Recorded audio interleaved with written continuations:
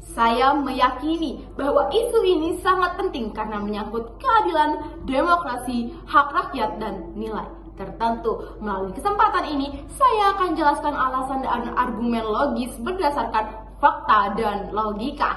Saya, Ketut Nadaharni Maulidiah dari Tim Pro, mendukung tegas mosi Dewan ini percaya bahwa penambangan tambang ilegal di Papua seharusnya lebih menekankan pendekatan sosial ekonomi daripada penegakan hukum yang represif.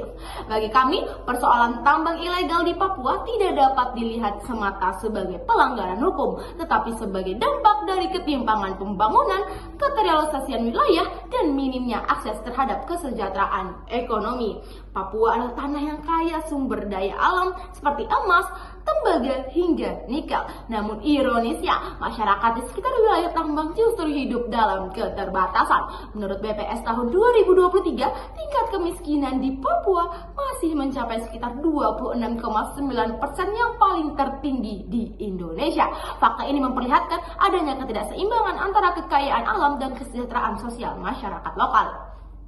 Ketika pemerintah hanya menekankan penegakan hukum yang represif, akar masalah sesungguhnya yakni kemiskinan dan keterbatasan akses ekonomi tidak terselesaikan. Aparat mungkin bisa menutup tambang ilegal untuk sementara waktu, tetapi ketika tekanan ekonomi tetap ada, masyarakat akan kembali menambang di lokasi lain. Pendekatan yang kami dukung adalah pendekatan sosial ekonomi sebagai sebuah strategi yang menyentuh akar persoalan dan memberi ruang bagi masyarakat untuk berdaya secara mandiri. Pendekatan ini menitik beratkan pada yang pertama, pemberdayaan masyarakat lokal melalui pelatihan keterampilan. Yang kedua, meningkatkan infrastruktur dasar dan transportasi. Yang ketiga, pemberian izin tambang rakyat yang terkontrol. Pendekatan ini sejalan dengan prinsip keadilan ruang dan keberlanjutan. Banyak daerah di Papua yang secara spasial sulit dijangkau dan belum terintegrasi dalam sistem ekonomi nasional. Bila pemerintah hadir dengan strategi pembangunan inklusif, maka ketergantungan terhadap tambang ilegal bisa berkurang secara alami. Lebih jauh itu, pendekatan sosial ekonomi ini juga selaras dengan tujuan SDGs, khususnya pada tujuan yang pertama tanpa kemiskinan, tujuan yang ke-8 pekerjaan layak dan pertumbuhan ekonomi, tujuan yang ketiga yakni 13 dan 15 penanganan perubahan iklim dan ekosistem daratan, serta tujuan 16 yakni perdamaian, keadilan, dan kelembagaan yang tangguh. Pendekatan yang represif seringkali justru mempermarah konflik sosial dan memperlebar jarak antara pemerintah dengan rakyat. Sementara pendekatan sosial ekonomi mengembalikan rasa kepercayaan masyarakat terhadap negara bahwa negara tidak hadir sebagai penindas, tetapi sebagai mitra pembangunan. Dewan juri yang terhormat, kita juga tidak bisa mengabaikan faktor budaya. Bagi masyarakat Papua, tanah dan sumber daya alam bukan sekedar komoditas ekonomi, melainkan bagian dari identitas dan kehidupan sosial mereka. Dengan pendekatan sosial ekonomi bukan berarti meniadakan hukum, tetapi hukum juga tetap penting, tetapi harus berfungsi sebagai payung pemberdayaan, bukan alat represi. Masyarakat yang sejahtera dan terdidik akan memahami nilai hukum dengan sendirinya. Karena itu, penyelesaian tambang ilegal di Papua tidak bisa hanya dengan operasi militer atau penutupan tambang. Solusi sejati lahir dari pemberdayaan, pemerataan, dan pembangunan yang berkeadilan. Pendekatan sosial ekonomi adalah langkah paling manusiawi, paling berkelanjutan, dan paling relevan dengan semangat tujuan pembangunan berkelanjutan yang tidak hanya ingin menghentikan kemiskinan, tetapi juga membangun perdamaian dan keadilan sosial bagi semua. Dengan pemberdayaan masyarakat, memperbaiki akses wilayah, dan menghadirkan pembangunan yang berpihak pada manusia serta lingkungan, kita tidak hanya menuntaskan tambang ilegal, tetapi juga mewujudkan Papua yang mandiri, damai, dan berkeadilan. Yang saya hormati Ketua Dewan dan hadirin sekalian, kami dari pihak kontra menolak mosi bahwa penanganan tambang ilegal di Papua seharusnya lebih menekankan pendekatan sosial ekonomi daripada penegakan hukum yang represif. Pertama, fakta di lapangan menunjukkan bahwa tambang ilegal di Papua bukan hanya masalah sosial dan ekonomi, tapi juga masalah serius pelanggaran hukum, kerusakan lingkungan, dan ancaman keamanan. Menurut data dari Kementerian Energi dan Sumber Daya Mineral (ESDM), tambang ilegal di Papua menyebabkan kerusakan ekosistem yang sangat parah, terutama deforestasi dan pencemaran sungai yang berdampak pada kehidupan masyarakat adat. Dampak tambang ilegal sangat serius juga bagi kesehatan masyarakat. Dilansir dari Tribrata News, sebuah studi berjudul Nickel Human Health and Environmental Toxicology yang dipublikasikan di National Library of Medicine mengungkap sederet resiko medis akibat paparan nikel. Resiko tersebut mulai dari gangguan pernapasan, kerusakan ginjal, hingga kanker paru, dan perubahan epigenetik yang dapat merusak DNA manusia. Nikel sendiri merupakan logam transisi yang secara alami terdapat di tanah, air, dan udara. Namun aktivitas manusia, terutama industri tambang dan manufaktur, mempercepat penyebarannya ke lingkungan dalam kadar berbahaya.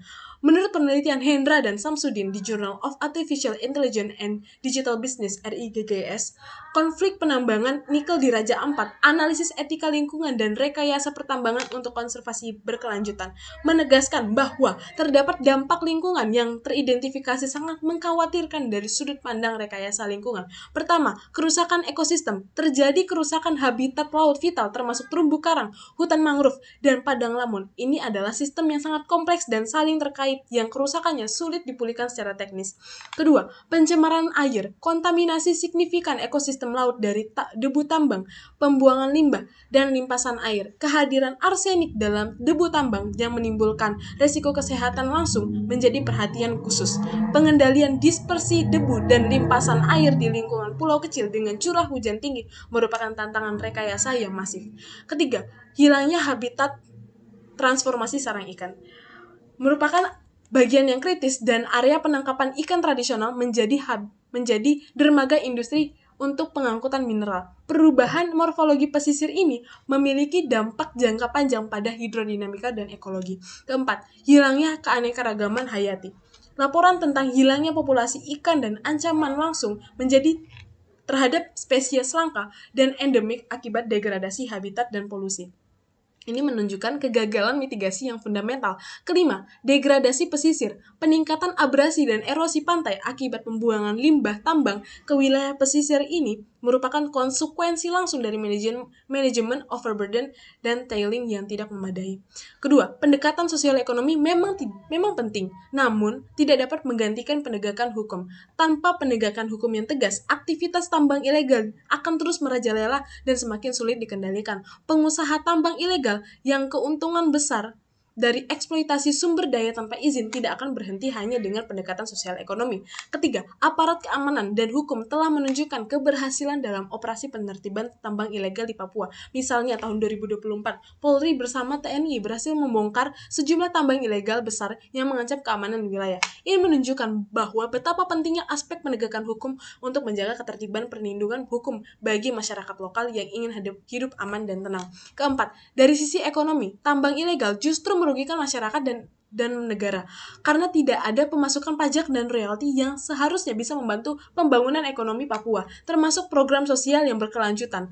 Penegakan hukum menutup peluang bagi aktivitas ilegal dan membuka jalan bagi tambang legal yang berkelanjutan. Maka menurut Undang-Undang Nomor 27 Tahun 2007 tentang pengelolaan wilayah pesisir dan pulau kecil yang kemudian diperbaharui melalui Undang-Undang Nomor 1 Tahun 2014 dalam pasal 35, undang-undang tersebut menegaskan bahwa kegiatan pertambangan dilarang berlokasi di pulau-pulau kecil, termasuk pulau yang memiliki luas maksimum 2.000 km persegi. Ketentuan ini diperkuat dengan putusan Mahkamah Konstitusi tahun nomor 35 tahun 2023 yang menolak gugatan dari perusahaan tambang.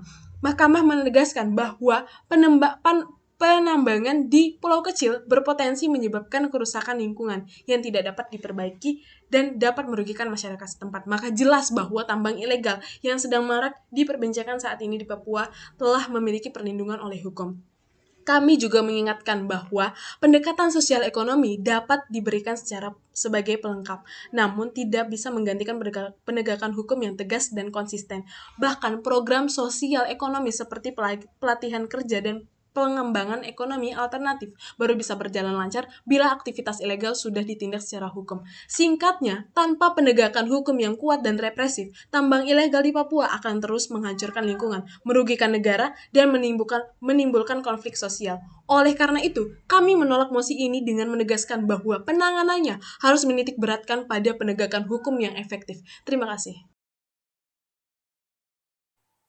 Kepada Dewan Juri yang terhormat, sebagai tim pro, saya berdiri teguh mendukung mosi ini. Masalah tambang ilegal di Papua bukan sekedar pelanggaran hukum, tapi cermin dari kemiskinan dan ketimpangan pembangunan. Jika negara hanya menekankan dengan hukum yang keras, akar masalah tak akan pernah selesai. Pendekatan sosial ekonomi justru menyentuh sumber persoalan pemberdayaan masyarakat, membuka akses ekonomi, dan menghormati nilai-nilai budaya Papua. Dengan kesejahteraan, hukum akan dihormati tanpa harus ditakuti. Karena itu, kami percaya solusi terbaik bukanlah represi, melainkan pemberdayaan. Bukan ketakutan, melainkan keadilan sosial. Pendekatan sosial ekonomi adalah jalan paling manusiawi dan berkelanjutan untuk mewujudkan Papua yang damai dan sejahtera. Demikian mosi atau kesimpulan dari mosi yang telah dipaparkan dari tim pro. Setelah mendengarkan kesimpulan dari tim pro, maka izinkan saya untuk menjelaskan atau memberikan kesimpulan dari tim kontra. Kami dari tim kontra tegas menolak mosi ini. Tambang ilegal di Papua bukan hanya masalah sosial ekonomi, tapi pelanggaran hukum, kerusakan lingkungan, dan ancaman bagi kesejahteraan masyarakat. Tanpa penegakan hukum yang tegas, kerusakan akan terus terjadi dan pelaku akan bebas meraup keuntungan. Pendekatan sosial ekonomi memang penting, tapi dapat berjalan bila hukum ditegakkan terlebih dahulu. Karena itu, kami menegakkan bahwa penegakan hukum yang kuat adalah kunci utama untuk menghentikan tambang ilegal dan melindungi masyarakat serta lingkungan Papua. Baik, setelah mendengarkan kesimpulan dari tim kontra, kurang lebihnya saya mohon maaf dan saya pamit undur diri. Dan saya akhiri dengan Parama Santi. Om Santi Santi Om. Assalamualaikum warahmatullahi wabarakatuh.